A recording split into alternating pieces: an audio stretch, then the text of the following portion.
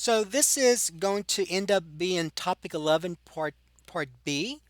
And when remember when we looked at the agenda, week 5 agenda, I told you that one of the things you may want to print out is this. So as we go through these right here, we're going to look at these steps. So make sure you go back to Canvas, and for week 5, and one of those lessons is the PDF of what you're seeing here, and I showed you that at the beginning. So those of that came after we discussed it, just go back over the first part of the Zoom meeting to see where it is.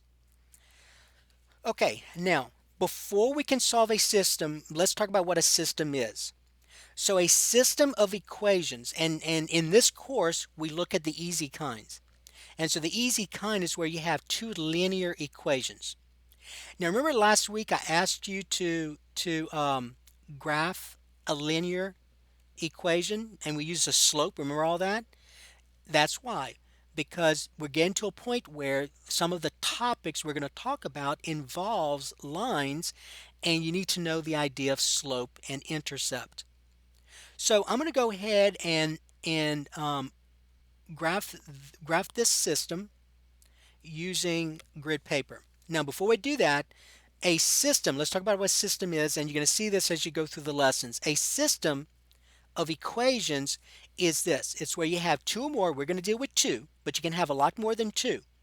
You have two or more equations, okay? And you're trying to find, and remember there's an xy, right? So you're trying to find an ordered pair that makes this equation true and this equation true at the same time. That you're trying to do.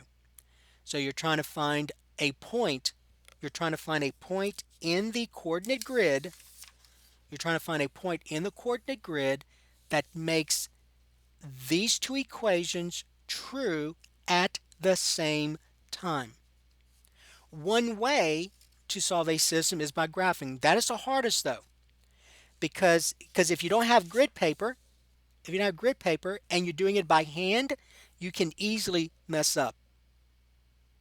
But that's the hardest part. The easiest way, and on your test and your final exam, they always ask a question about a system. So in your test, you are going to do it either by substitution or the next one we're going to talk about. But let's do a graph and just to kind of show you what it is, because on my math lab, there are some examples where you have to do this by graphing. So I need to should remind you how to do that. So let's do this one by graphing. Okay, so listen carefully. You're going to use this with my math lab. So if you're going to solve this system, the first thing you're going to do is you're going to get each of those equations in slope-intercept form. Remember all that from last week? Slope-intercept form. That was one of your worksheets. Slope-intercept form. So I'm going to go ahead and rewrite the first one. So 3x minus 2y equals a negative 3. So 3x minus 2y equals negative 3. And remember, slope-intercept form is where you have y equals mx plus b. mx plus b. All right. So what I'm going to do is see how if I get y by itself, that y is negative here. So what I'm going to do is I'm going to bring the y to the other side. So I'm going to add 2y to both sides to make it positive. And so I get 3x, this is 0, equals 2y minus 3. 2y minus 3. Now I'm going to add 3 to both sides. And so I get 3x plus 3 equals 2y. And then remember, we got to get y by itself. So to get y by itself, I'm going to divide both sides by 2. And then 2 divided by 2 is 1. So I get y equals 3 halves x, 3 halves x plus 3 halves. Okay? So there's your slope-intercept form for this equation. So right away I know the slope is 3 halves. Remember, the slope is the coefficient of x, so the slope is 3 halves. And the y-intercept is 3 halves, which is the same thing as saying 1.5. Okay, so if I graph it, I'm going to graph this line now. I'm going to graph the line using slope and intercept. So remember, that was one of the problems. There were two problems in that worksheet where you were asked to graph using slope and intercept. So I don't want to see a t-table. Don't show me a t-table, because then I'm thinking you use a t-table instead of slope and intercept. So remember, to graph a line, you need 2 points. You know one of them, that's the y-intercept. So 1.5 is here. So that's where the graph's going to cross the y-axis, 1.5. Okay. Then I'm going to use the slope. Remember, slope is rise over run. So I'm going to go up 3 to the right 2. So be careful because you're on a half mark here. So 1, 2, 3. So I'll go 1, 2, 3. And then we go to the right 2. 1, 2. So there's the other point right here. So I'm going to use my ruler, and my ruler fell. So let me find it real quick. Okay, I can't find it anymore. But I'm doing it by hand, which is not a good idea, guys. So I'm doing it by hand. So there's the line with the arrows. Okay, so this is the line right here that I just drew. 3x minus 2y equals negative 3. So 2x minus 3y equal negative 3. Now remember, the slope is positive, right? Slope is positive, so your line better rise. Okay, so remember what I did. So the y-intercept is 1.5. Then I went up 3, 1, 2, 3, and to the right 2, 1, 2. So there's the other point. Okay, now let's do the other line. So the other line is x plus y equal 4. So x plus y equal 4. Now that one's easy to get y by itself. So here I'm just going to subtract x from both sides. So I get y equals a negative x plus 4. Now be careful. Some students have trouble with this because they don't see a number here. So remember, the slope is the coefficient of x. So the slope here is negative 1. That's the slope. And the y-intercept is 4, your constant. Now some students still have trouble with this because they don't see a fraction like you did here with the slope. Well, it's okay. If you want to, write it as negative 1 over 1, right? Negative 1 divided by 1 is still negative 1. So there's your rise, and there's your run. All right, so let's graph that line. So the y-intercept here is 4. So watch what happens. Very easy. Watch. The y-intercept is 4. The slope is negative, right? So you better go down. You better go down like this. So I'm going to go down 1 and then to the right 1. So down 1 to the right 1, and there's the other point. There's your system. That's your system. So a system of equations is where you have two or more equations together. So there's one line, there's the other line. The solution. See where it says solve? When you solve a system, and it's by graphing, when you solve a system, you're finding the point that they have in common. So where do those two lines intersect? Those two lines intersect here, and the point here is 1, 3. 1, 3. So that's your solution. That's what you did. So you graphed each line, and wherever they intersect is a solution. Okay? Now, I want to check this. I want to show you this. So if I check it, so I'm saying 1, 3 is a solution, right? 1, 3 is a solution. So wherever you see an x, you're going to substitute 1. Wherever you see a y, you're going to substitute 3. So look, let's do this one. 1 plus 3 is what? 4. 3 times 1 is 3.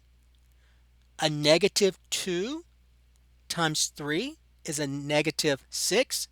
3 and a negative 6 is a negative 3. So you see that? So remember we said earlier, a solution to a system is an ordered pair that makes both of those true at the same time. So the only point in this plane, and there are an infinite number of points, the only point in that plane that makes this system true is 1, 3. Is the ordered pair 1, 3. So if you look at this point here, let's say this point, let me make a different one. So let's say we're looking at the point 5, 1. So 5, 1 is not a solution. All right, for one thing, 5, 1 is not where those two lines intersect. But let's see why 5, 1 is not a solution. So 5 plus 1 is 6. I need it to be what? 4. So right away, it doesn't satisfy that one. All right, so just make sure you understand what I mean when I say we're solving a system. You're trying to find the ordered pair that makes both true at the same time. Now I want to say this. So you see, we did this by graphing, right? I could have easily not drawn this very well, and you would not have seen where it intersected. So graphing is not the most efficient way to solve a system. The most the most efficient methods to solving a system is substitution or the addition method, which is sometimes called an elimination. So let's talk about substitution. All right, so here we go. So what I want you to do is when you if you have a printer, I want you to print out these steps for substitution. All right, so let's talk about these steps. First one, isolate one of the variables. Okay, step one, isolate one of the variables. Look at the first one. So here's our system. Here's the two equations. Do you see that the second equation, the variable is already isolated? So that's the easy kind. The easy kind by substitution is when one of the variables is already by itself. So step one has already been done for you. Okay?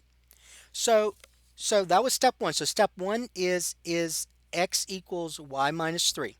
That's our step one. Okay? Then it says this, substitute the expression from step 1 into the other equation. Substitute the expression from step 1 into the other equation. The resulting equation should have only one variable, not both x and y. So notice you see both x and y, right? You see an x and a y. When we do step 2, you will only see one variable. All right, but here's what step 2 says. Step 2 says substitute this expression right here into the other equation for x. So wherever you see an x, you're going to substitute y minus 3. That's step 2. So watch what happens. So step 1 was to get one of the variables by itself. That was already done for you. Step 2 says you take that expression and you substitute it into x into that other equation. So here's what you have. So this is going to be step 2. So step 2, you're going to say 3 times in parentheses important because you're substituting a binomial here. You're substituting something with more than one term. So y minus 3 plus 2y equals 1. So you see that part right here where it says the resulting equation should have only one variable? How many variables do you see? Just one. You just see a y. The x is not there anymore, right? So you're on the right track. And now all you do is just solve this equation for y. So distribute. You now have a linear equation with just one variable. So you get 3y minus 9 plus 2y equal 1. Combine like terms, 3y and 2y is 5y minus 9 equal 1. Adding 9 to both sides, I get 5y equals 10. And look how simple this is. I found my y coordinate. My y coordinate is 2. Okay, so let's look at this. Isolate one of the variables. That's already been done for you. Step 2. Substitute that expression from step 1 into the other equation. So take that expression and in place of x, because that's what you solve for, x, in place of x, substitute y minus 3, and then solve the new equation. So I solve the new equation. I get y is 2, and that will give you one of your coordinates. So remember when we said that the solution is an ordered pair? So I found my y coordinate of my solution. So where this one was 3, my y coordinate for this one is going to be 2 now. Now you may say, well, how are you going to get x? Well, very simple. This is how you're going to get x. Right here, right? What is x? Well, x is y minus 3. Do you know what y is? Yeah, it's 2. So the next step is this. Substitute the result from step 3, this right here, into either of the original equations. So either this one or this one. Well, this already is easiest to use because x is already by itself. So watch. So now you're going to find x. So to find x, you're going to substitute 2 into one of these equations. It does not matter. You're going to substitute into this because that's the easiest one. So to find x, you're going to say x equal y minus 3. Y is 2, so you get 2 minus 3, which is negative 1. So your answer is going to be negative 1 xy 2. Negative 1, 2. And you can check it. Watch. Remember, solving a system is finding the ordered pair that makes both true at the same time, right? So x is negative 1, y is 2. So let's check it. 3 times negative 1 is negative 3. 2 times 2 is 4. Negative 3 plus 4 is what? 1. Look at this one, the next one. X, remember, is negative 1, right? So negative 1 is equal to 2 minus 3. All right, so that's your solution right here. That's your solution. Now, remember, I solved it into this one. Someone else could have used the other one. I just want to show you get the same answer. So you could have, I'm going to put it right here. You could have said, instead of using this one, you could have said use this one, 3x plus 2y equal 1. So in place of y, I'm going to substitute 2. So I get 3x plus 2 times 2 equals 1. 3x plus 4 equals 1. So, subtracting 4 from both sides, I get 3x equal 1 minus 4 is a negative 3. Divide both sides by 3. You see you get the same thing, right? Negative 1. So it does not matter which equation you use. But that's what substitution is. Now that was the easy kind because x was already by itself. So let's look at this one. All right, don't make it difficult. The ones I'm going to give you with substitution are going to be easy kinds. So look at number 2. Look at your equations and ask yourself, which of those equations would be easier to get one of the variables by itself? So if you look at the second one, if you get x by itself, do you see you would have to divide both sides by 3? And you would end up with fractions. You would get 8 thirds, 13 thirds. If you get y by itself, in the second one, you would have to divide both sides by negative 8, and you would still get fractions, right? So if you go to the first one, you may say, well, can I get y by itself? You can, but you see you'll get fractions. You'd have to divide everything by 9. 16 divided by 9, 1 divided by 9. Do y'all see which one is the easiest to get by itself? Which variable is the easiest to isolate? It is that first equation, the variable x, because the coefficient is 1. When the easiest equations to get by itself is where the coefficient of one of the variables is 1. You have a coefficient of 1 here. So step 1 says I'm going to take this equation. So step 1, isolate one of the variables. So I'm going to take that equation right here, x plus 9y equals 16, and I'm going to get x by itself. So I'm going to subtract 9y from both sides. So I get x equals a negative 9y plus 16. Okay, so that was your step 1. So that is this right here. See that? That's this. Step 2 is where you take this now and you put into the other equation. So the other equation being this one now. So in place of x, you're going to substitute this right here. So now this becomes 3 times negative 9y plus 16 minus 8y equals 13. And so if I distribute the 3, I get 3 times negative 9y is a negative 27y. 3 times 16 is a positive 48. And then minus 8y equals 13.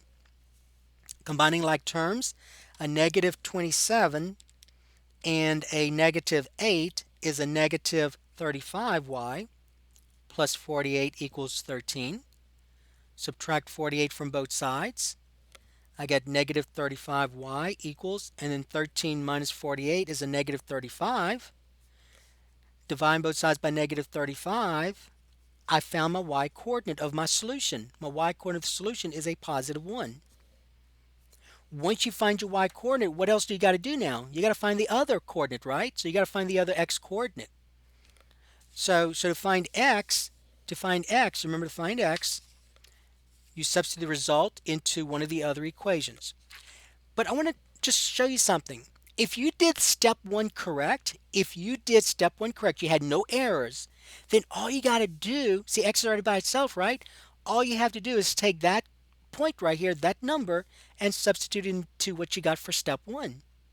So x is going to equal negative y times, negative 9 rather, times 1 plus 16. So that's negative 9 plus 16, which is, what's that, 7? So my answer is going to be the ordered pair 1, 7. Now I just want to show you how to check it. So let's just check it. Let's just check 1, 7. Because I could have made an error, right?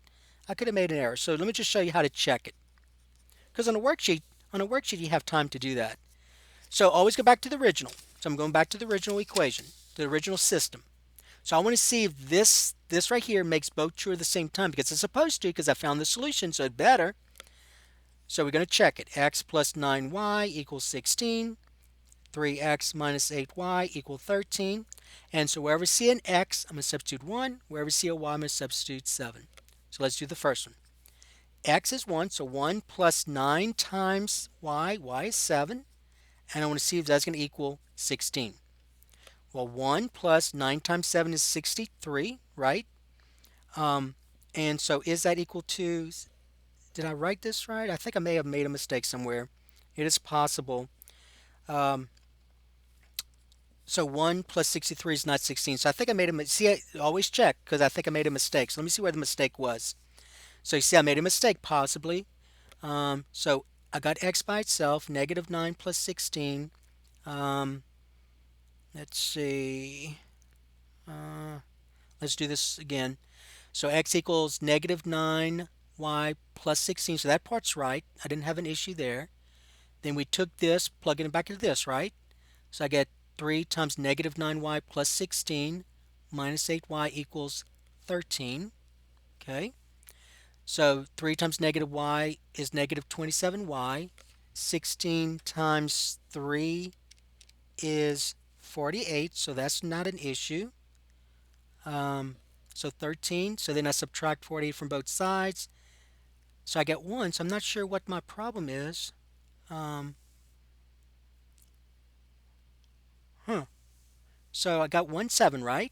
So let's go back and do this. Let's go back and check. Oh, okay. So yeah. All right, guys. Y'all see what I did? I see right away what I did. This is not right, right? Because this says x is 1, y is 7. So what's right? X is what? 7, y is 1. So that's the 1. So x is 7, y is 1. So make sure, see I made a mistake, and so that's why it's always a good idea. It's always a good idea to check. Always a good idea to check, because then we see that that's not the right point. The point is 7, 1. All right, so it is very easy. It is very easy as you go through the process to kind of mess up somewhat. So always go back and double check. So I'm glad I did this, because I need y'all to do that too, to make sure that you check your final answer to make sure it works. So let's do this again now. So it should work. So x is 7, y is 1. So so let me do that here. So 7 plus 9 times 1, and I want to see if that's equal to 16. Well, 7 plus 9 is 16, so that's correct. Let's do the other equation. 3x minus 8y equal 13. So 3 times 7 minus 8 times 1, and I want to see if that's going to equal 13. 3 times 7 is 21 minus 8, and that does equal 13. So 7, 1 is correct. All right. So you saw how I made a mistake there? It's very easy to do. It's very easy to do. Even though you did this correct, and it's very easy to kind of put that in the wrong order. So remember x, y. So x is 7, y is 1. Okay? All right. So we did this one right. So x was negative 1, y was 2. So that part we did. We just kind of messed up here. All right. So that is substitution. That is substitution. And okay, so that will be the end of that topic.